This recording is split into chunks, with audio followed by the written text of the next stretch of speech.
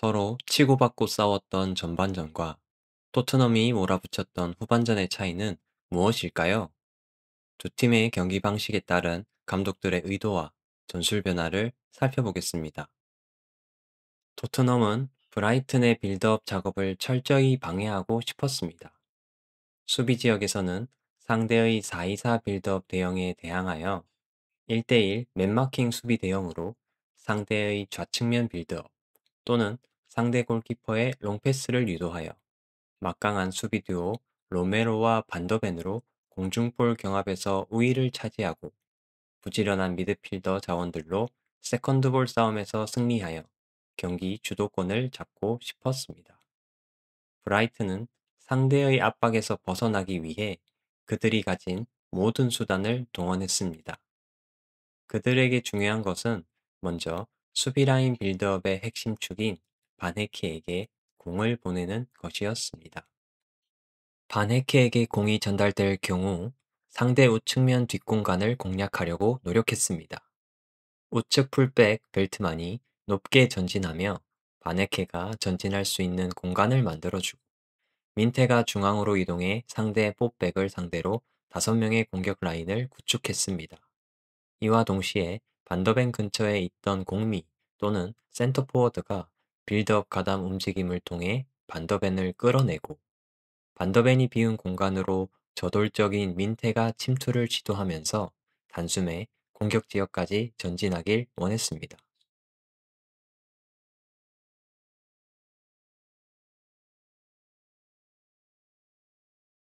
하지만 바네케에 붙어 있다가 골키퍼로 압박을 시도하는 히샬리송의 커버 섀도우로 골키퍼가 쉽게 바네케에게 패스할 수 없었고 중앙 미드필더의 수비 라인 편입 패턴에 상대 미드필더들이 한 칸씩 아래로 이동하며 유연하게 대처하면서 바네케에게 공이 전달되더라도 정교한 빌드업을 하지 못하게 방해했습니다.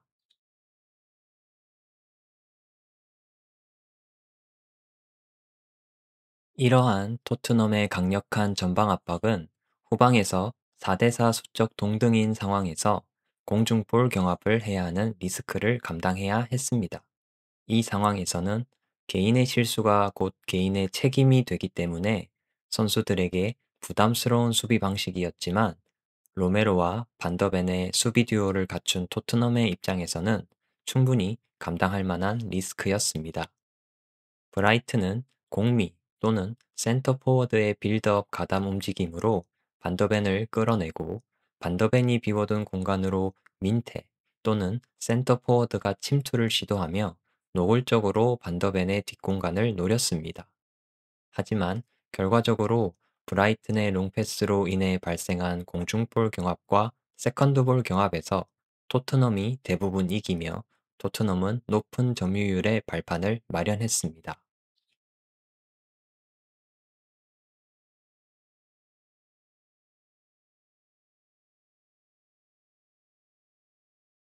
토트넘은 강도 높은 압박을 기반으로 얻은 볼 소유권을 바탕으로 상대의 4-4-2 대형의 측면을 파고들었습니다. 특히 좌측면 공략이 매서웠는데요. 히샬리송, 오도베르, 벤탄쿠르의 연계에 오도기의 오버래핑 또는 언더래핑이 더해지면서 공격 지역까지 전진하여 박스 안으로 침투하는 동료에게 날카로운 크로스를 시도하며 브라이튼의 간담을 서늘하게 했습니다.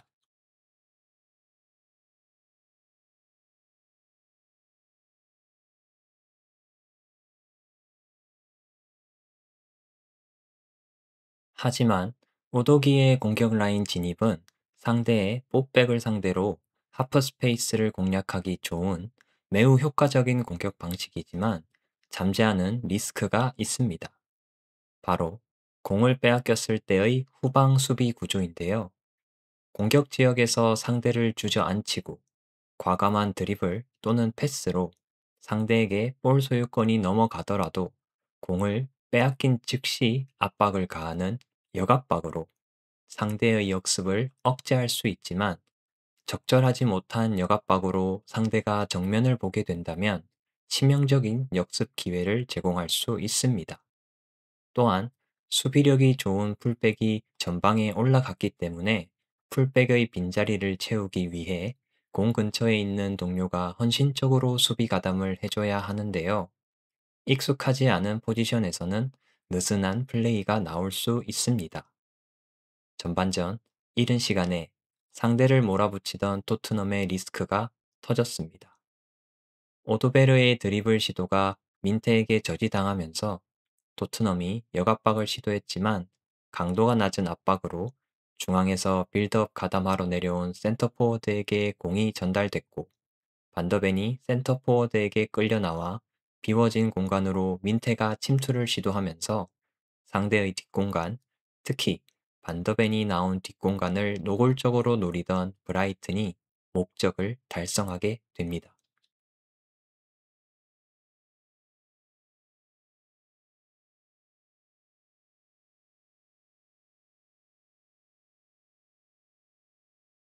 토트넘은 우도기의 언더래핑의 리스크를 벤탄쿠르의 공격 라인 진입으로 상쇄시키려 했습니다.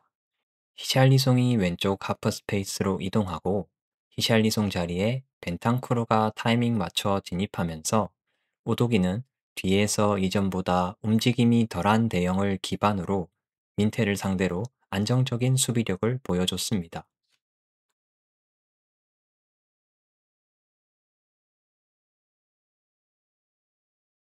브라이트는 바네케를 통한 빌드업이 쉽지 않자 중앙에서 돌파구를 찾으려고 했습니다. 상대가 타이트하게 붙으면서 발생하는 상대 중앙 라인과 수비 라인 사이 공간을 이용하는 것입니다. 두 중앙 미드필더의 간격을 벌려 골키퍼에서 공미 또는 센터 포워드를 향한 패스기를 만들어 중앙에서의 리턴 패스를 통해 정면을 보는 동료를 만들고 측면 뒷공간으로 침투하는 윙어들에게 롱패스를 시도했습니다.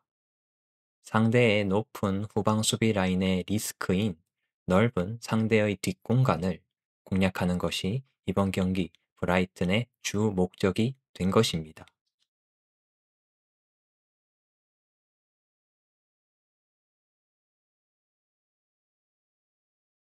하지만 그들의 빌드업 플레이로는 위협적인 기회를 만들어내지 못했습니다. 토트넘의 정비된 수비 대형을 기반으로 한 압박을 뚫는 것도 어려웠지만 어쩌다 1대1 기회를 만들더라도 상대의 개인 기량이 만만치 않았습니다. 토트넘의 매서운 측면 빌드업과 페널티 박스 공략을 방치할 수 없었던 브라이트는 강도 높은 밀어내기 압박을 통해 상대를 뒤로 밀어내고 골키퍼의 롱패스를 유도해 냈습니다. 하지만 오늘의 토트넘은 공중볼 경합과 세컨드볼 경합에서 뒤처지지 않았습니다. 또한 토트넘은 비카리오를 이용해 포로를 향한 반대 전환과 상대의 압박으로 생긴 상대 중앙 라인과 수비 라인 사이 공간을 역이용해 왼쪽 하프 스페이스로 이동한 히샬리송을 향해 전진 패스를 시도하면서 탈압박에 성공하며 상대의 체력을 갉아먹었습니다. 이번 경기에서 히샬리송은 바네케와의 경합에서 공을 잘 지켜내며 빌드업에 큰 보탬이 됐습니다.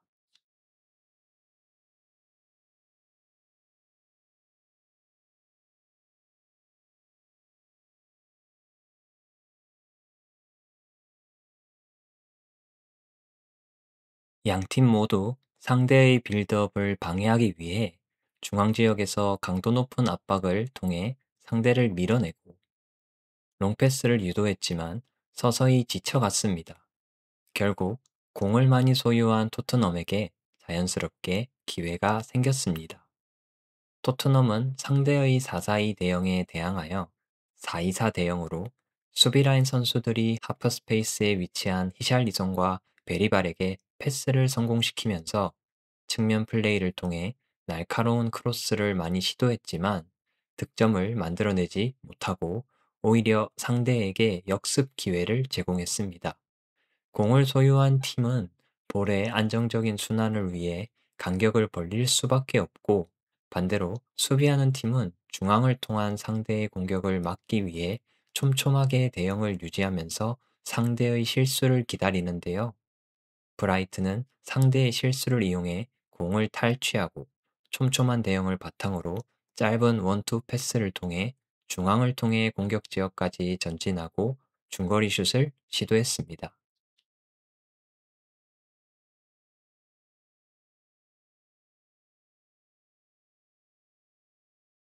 브라이튼 팬들의 응원 때문이었을까요? 슈팅 방어에서는 매번 감탄을 일으키는 비카리오의 선방 능력이 흔들리면서 점수차는 2점 차로 벌어집니다. 다행히도 전반전 막바지에 중앙 지역에서 벤탄쿠르와 팔리냐가 마지막 힘을 짜내 시도한 압박이 발레바의 안일한 볼처리와 맞물리면서 토트넘의 역습이 시도됐고 만회골로 이어졌습니다. 전반부터 체력을 많이 소비하며 압박을 강행하던 두 팀이 서로 지치면서 판단력이 떨어진 것입니다. 전반부터 브라이튼 못지않게 중앙 지역에서 압박을 계속 시도하던 토트넘이 보상을 받았습니다.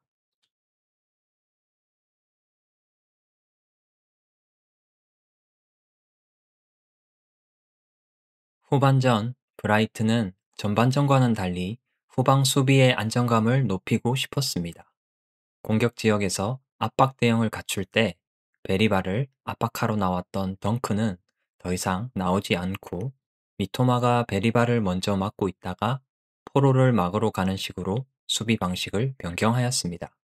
이러한 변화는 상대에게 우측면을 통해 빌드업할 기회를 제공할 수 있었지만 후방 수적 우위를 유지하면서 최종 수비 라인의 안정성을 높일 수 있었습니다.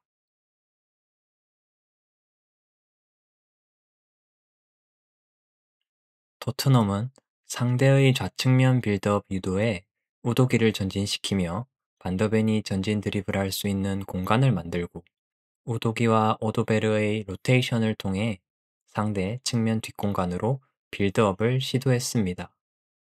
수비 지역에서의 빌드업은 롱패스에 많이 의존했지만 전반전과 동일하게 공중볼 경합과 세컨드볼 경합에서 좋은 집중력을 보여주며 공 점유율을 다시 높였습니다.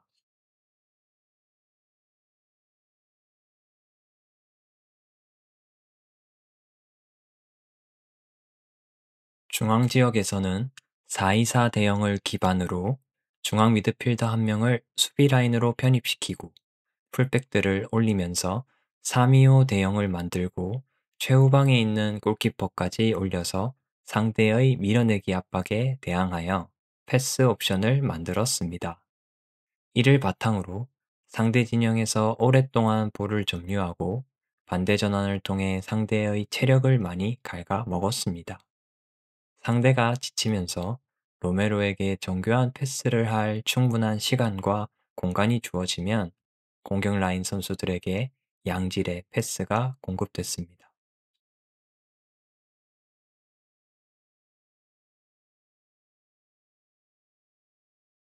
높은 점유율의 핵심인 공격 지역 압박에는 재미있는 변화가 있었습니다. 토트넘은 상대 골키퍼의 중앙을 통한 패스 빌드업을 저지하기 위해 쿠두스의 위치를 조정하여 상대를 좌측면으로 빌드업하게 유도했습니다. 브라이트는 쿠두스의 위치를 이용하여 덩크가 전진하면서 골키퍼로부터 패스를 받게 만들고 좌측면에서 풀백이 올라가고 윙어가 내려오면서 중앙 수적 우위를 통해 중앙에서 정면을 바라보는 동료를 만들어 다시 한번 상대의 측면 뒷공간을 노렸습니다. 하지만 자신의 자리를 지키고 있는 우도기를 뚫기는 어려웠습니다.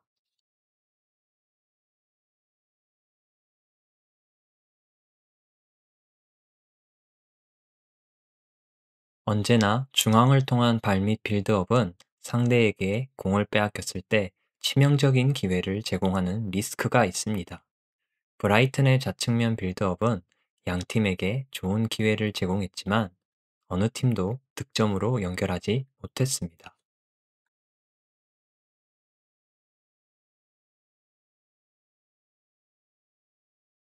토트넘은 다시 원래의 압박 체계로 복귀한 후 상대의 중앙을 통한 빌드업 패턴에 반더벤과 로메로의 강력한 압박으로 대응하면서 상대가 중앙을 통한 빌드업의 리스크를 감당하지 못하게 만들었습니다.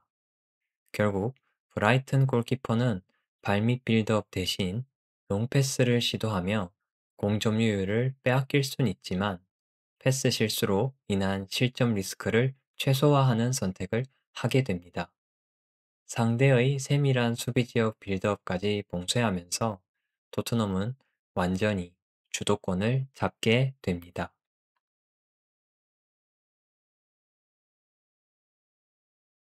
주도권을 잡은 토트넘이지만 공격 지역에서의 세밀한 부족으로 좋은 슈팅 기회를 만들어내지 못하자 프랭크 감독은 벤탄쿠르와 시몬스를 교체했습니다. 시몬스는 좌측면에서 오도기, 오도베르와 함께 로테이션을 통해 수비 지역부터 중앙 지역까지 빌드업을 빠르게 이끌며 상대 진영으로 빠르게 전진했습니다.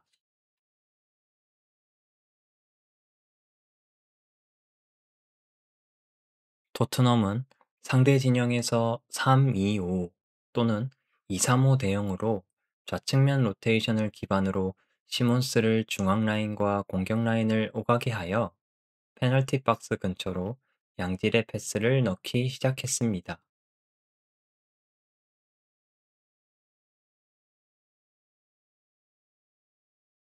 또한 역습 상황에서 페널티 박스 안으로 위협적인 패스나 중거리 슈팅으로 상대 골문을 위협했습니다.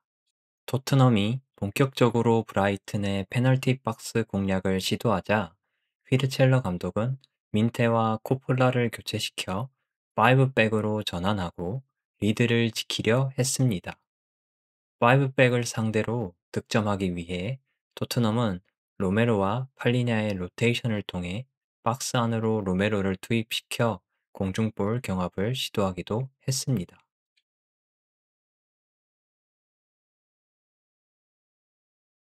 이제 경기는 브라이튼이 버티느냐, 토트넘이 동점을 만드느냐의 단계로 넘어갑니다.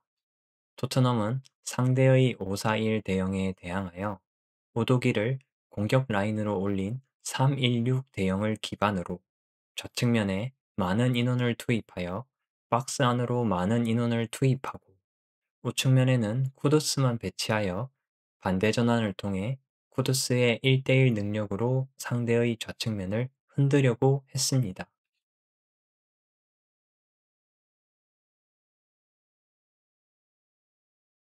시간이 촉박해지자 토트넘은 포로까지 공격 라인에 올리며 2-1-7 대형을 형성하고 포로의 오른쪽 하프 스페이스 위치 점유로 인해 카디오글루를 붙잡아 두면서 쿠두스가 프리해졌습니다. 결국 시몬스의 반대 전환과 쿠두스의 날카로운 크로스로 자책골을 만들어내면서 경기는 2대2로 종료됩니다.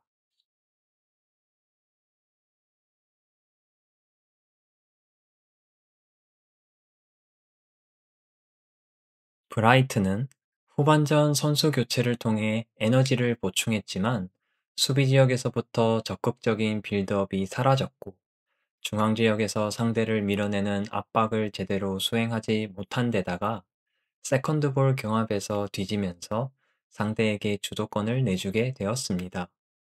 시몬스 투입 이후 페널티 박스가 공략당하자 5백으로 골문을 걸어 잠그려 했지만 토트넘이 상대의 역습 리스크를 감당하면서 페널티 박스 안으로 많은 선수를 투입하여 결국 리드를 놓치고 말았습니다.